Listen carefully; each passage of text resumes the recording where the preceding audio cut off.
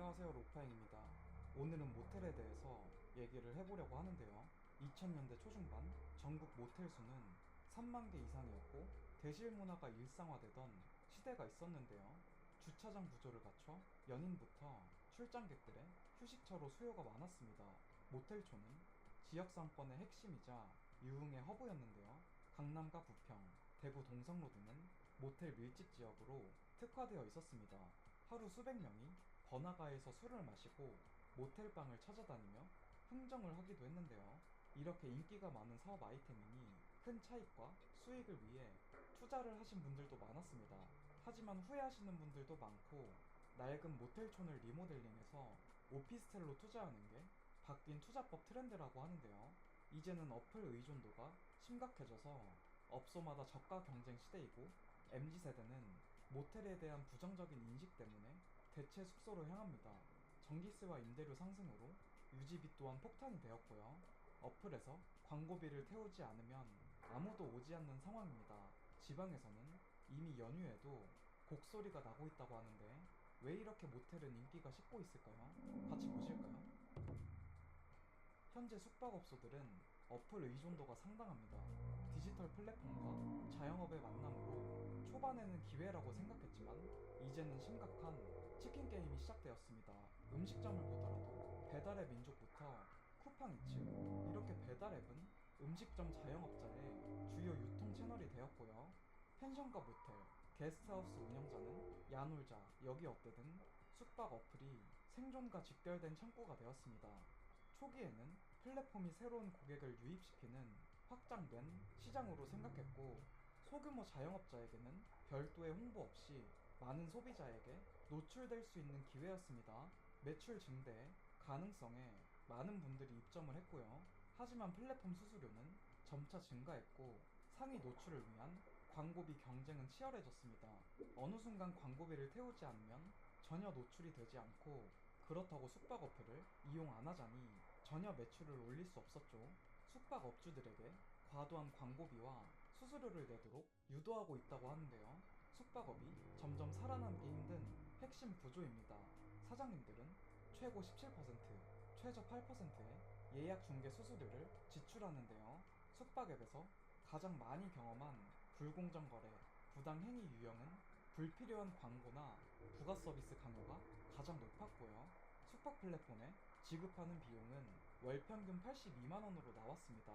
배달앱보다 무려 10배 높은 수준이었는데요. 안 하면 망하고 하면 적자인 상황입니다. 이제는 이용자들이 숙소를 한번 이용하는데 더 까다로워졌습니다. 기본적으로 모텔을 이용하시는 분들이라면 아무래도 후기에 예민하니까요. 하루 동안 머무를 곳인데 후기가 없고 인기 없는 곳을 가진 않습니다. 자연스럽게 인기 순으로 보게 되고, 인테리어가 조금 마음에 안 들거나 청결하지 않다는 후기가 눈에 보인다면 고민하게 됩니다. 5,000원, 만 원이 더 비싸더라도 후기가 좋은 곳으로 가게 되고요. 사장님들은 후기 하나하나에 예민하게 반응할 수밖에 없습니다. MZ세대는 에어비앤비에 열광을 하고 있고, 모텔은 뒤처지고 있습니다. 숙박 어플을 켜면 에어비앤비 감성의 모텔들이 많이 생겨났는데요. 목적은 같아도 모텔촌을 가기에는 부담스럽다고 합니다. 맘카페를 가봤거든요. 아이들과 지방을 가면 숙박을 해야 하는데 모텔촌을 데려가기에는 너무 부담스럽다고 합니다. 호텔이 없다면 아파트 게스트하우스나 에어비앤비를 많은 분들이 추천하더라고요. 에어비앤비는 이케아 소파, 감성 가구 등 모텔 느낌이 전혀 나지 않는 게 장점으로 작용합니다. 숙박업소를 이용하시는 분들은 아무래도 이미지가 중요한데요. 요즘에는 호텔과 모텔도 에어비앤비 입점을 많이 하고 있다고 합니다. 하지만 입점을 해도 잘 안 될 수밖에 없고요. 기존 수요들은 주거 형태의 숙박을 원하고 경험을 원합니다. 현지 문화에 맞춘 시설과 경험을 더 중요시해서 비슷한 가격이더라도 모텔을 찾지 않게 됩니다. 그리고 가성비 면인데요. 모텔은 밤 10시가 되어서야 숙박으로 전환이 됩니다. 대실과 숙박 모두 받는 구조라서 젊은이들은 오후부터 입실이 가능한 에어비앤비로 몰리게 됩니다. 반대로 모텔을 찾는 MZ세대는 후기에 매우 엄격한데요. 가장 중요하게 보는 건 특유의 냄새입니다. 호텔과 모텔의 가장 큰 차이점이 바로 이 냄새인데요. 숙소에 들어가자마자 훅 들어오는 냄새에 굉장히 예민합니다. 대표적으로 침구 세탁 냄새, 담배 냄새, 락스 냄새 등 청결하지 않다고 느끼는 부분이 1차적으로 후각으로 스멀스멀 들어오는 냄새입니다. 모텔에 대한 인식을 보면 호텔보다 안 좋고 아랫 등급으로 생각하시는 분들이 많습니다. 숙박업을 하시는 분들은 간판도 이미지 때문에 호텔로 바꾸는 추세이고요. 이름 자체도 예전에는 투박하고 강렬했다면 이제는 감성 있고 부드러운 이름으로 많이 바뀌고 있습니다. 전체적으로 올해 사람들이 숙박비를 많이 줄였습니다. 한국신용데이터의 2025년 1분기 소상공인 동향 보고서를 봤는데요. 올해 1분기 숙박 여행 서비스업의 매출은 전년 동기 대비 약 12% 감소했습니다. 지난해 4분기 기준으로는 약 마이너스 23%가 감소를 했는데요. 국내 숙박업계 모든 숙소 유형에서 전년 동기 대비 실적이 악화된 것으로 나왔습니다. 호텔이나 고급 리조트에 타격이 더 컸습니다. 하지만 경기 불황에 10만원 이하 저가 숙소 역시나 소폭의 매출 감소가 있었는데요. 숙박료를 받으면 광고비에 점점 높아지는 수수료 지출 비용 때문에 실질적인 수익은 더 악화될 것으로 예상합니다. 전반적인 경기 침체와 소비 심리 위축 등이 복합적으로 작용하며 돈을 아끼고 있는 건데요.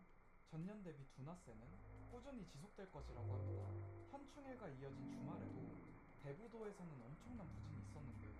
변화하는 여행 트렌드 속에서 예약 전쟁을 벌였던 숙박업소들은 현재 폐업까지 고민하고 있을 정도입니다. 내국인 수요만으론 생존 위기인 서울 지역 모텔들이 외국인을 겨냥한 다인실 위주 게스트하우스와 호스텔로 전환하기도 하는데요. 신촌같이 대학가에 있는 모텔들이 과거의 대실 비즈니스를 잡고 젊은 외국인 여행객을 겨냥한 숙박시설로 탈바꿈하는 건데요.